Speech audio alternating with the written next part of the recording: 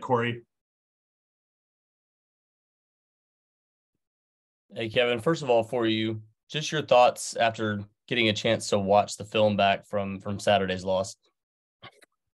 Corey, they shot the ball really well. I was very disappointed. Obviously I'm, very stubborn when it comes to our defense with this group here, man, but they were really good. They shot the ball extremely well. I thought, some of those, I thought were contested. Some of them, they made it.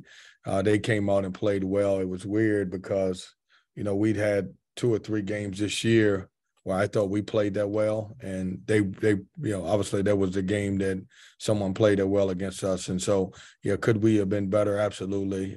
Do we have to do a better job in that area? Absolutely. But I will say give Clemson a lot more credit than I thought after watching the game. And Kevin, one of the early marquee wins for this team, obviously back in January, was beating Duke at home. How different does this Duke team look from what you've seen, and how different is it playing on the road at Cameron Indoor, a place where they're 15-0 so far this season? Well, John's done a really good job with his team. It's a completely different team. They're playing really good basketball. They got Roach back, and he's playing a little bit, off the ball. And, the young guys have really, really gotten better. And obviously, I don't even think we can call them young guys because at the end of the year now, at the end of February, they should be sophomores and grown up. But they've gotten a lot better, and they really, really, obviously, as you said, 15-0 at home. They're really good at home also. Thank you, Kevin. Thank you. James Henderson, go ahead. Hey, Kevin, hope you're doing well. I don't know if you have an update on Jack, but can you just discuss what he was giving you when he had returned? I know you had started to ramp his minutes up a little bit. I don't have an update. He'll be a game by game situation. I couldn't tell you whether he's playing or not tomorrow, or when he will play, or if it's in the ACC tournament. But what he gives us is obviously, and it's so funny when he started playing again, you realize it, how well he really rebounds the basketball. He goes after it, but it gives you another kind of a 6'8", 6'9", long, athletic wing that can shoot the ball, and we can play him at some 3, and we can play him at some 4. His ability to shoot the ball kind of helps our team because it opens up a little bit more of the posting for DJ Burns, and we're allowed to switch a lot of screens with him because his ability, to keep some smaller guys possibly in front of him. So we'd love to have him on the court. I think, Ernest and Greg have done a great job by him being out, but we do need another guy to kind of add to our rotation that would certainly help us out a lot. Thanks, Kevin. Thank you. John Johnson, go ahead. Good morning, Coach. You brought up the ACC tournament there real quick, and I wanted to ask you about it. And I asked Coach Shire about this a little bit earlier. Just wanted to get your thoughts on the importance of having the tournament in Greensboro, a city like that with its history and its history within the ACC. Your thoughts on playing in Greensboro? Well, you're probably trying to start an argument with somewhere by asking that. The tournament's always been a big success in Greensboro. And I think we all know that I'm a guy who grew up in Lynchburg, Virginia, and Greensboro is probably about an hour and 45 minutes away. And so I've always enjoyed it there. I think the folks in Greensboro has always done a tremendous job putting on a good tournament. I'm glad it's there. I hope it comes back in the future. I think it's a really good place to have it. Now, when you got good basketball teams, you can put the tournament a little bit of everywhere and people are going to come, but it is special that it's back in Greensboro. Thanks, Coach. And I wasn't trying to start any fights. This is where I reside. So all right. I appreciate your comments. I love the fact that you asked the question because I think it's important that we do get a chance to discuss Greensboro because it is a great place for the tournament. Thank you, Coach. Yep. David Thompson, go ahead. Hey, Coach. Obviously, I'm sure you're expecting more of a dogfight against Duke than last time, but what do you expect to have success in this game that you did in the last against Duke? Well, I don't know.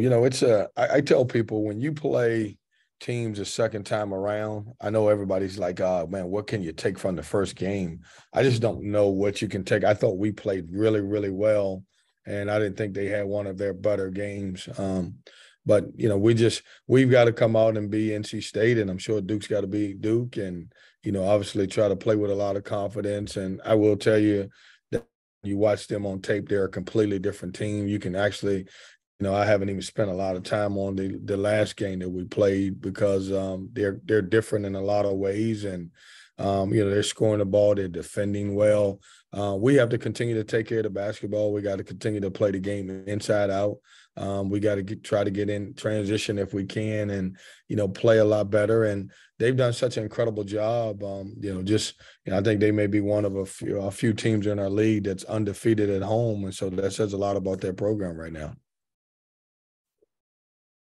We'll go to Royal Howell. Go ahead, Royal. Good morning, Coach. Hope you're doing well. Coach, what do you think in the last 4 games? Terquavion, he shot 18 for 61 from the field, 7 of 30 from deep. What do you think's been the biggest reason for the struggles? Is it just him rushing the shot attempts, or more about, you know, just volume shooting, or just trying to put the team in better situations to succeed 2 and 2 throughout that span? What do you think's the biggest reason for the poor struggles from the field and 3-point range in the last 4 games? Well, I think he's getting probably the best perimeter defender because obviously his ability to score, you know, still. And what I like about him, he hasn't shot the ball well as of late, but he still have had productive games for us, and meaning passing the ball, playing solid in different ways. You know, doesn't take much for him to get back going.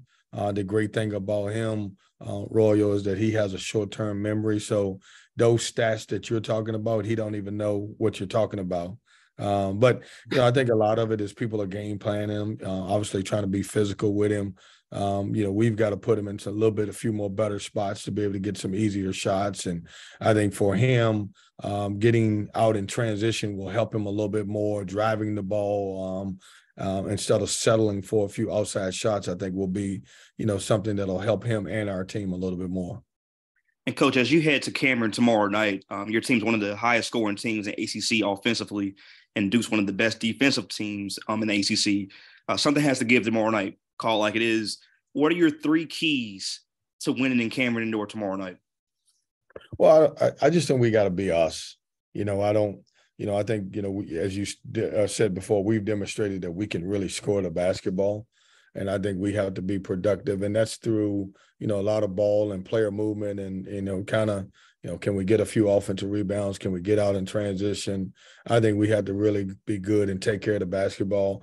You know, Duke's, they're really good, especially when they can turn you over. And, you know, obviously we don't want to have a lot of turnovers for touchdowns where they're getting a lot of easy baskets.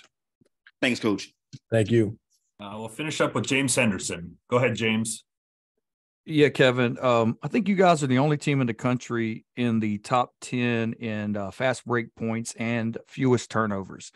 Can you just discuss that dynamic of being able to run and play with pace, but also limit your own turnovers on the offensive end with your team?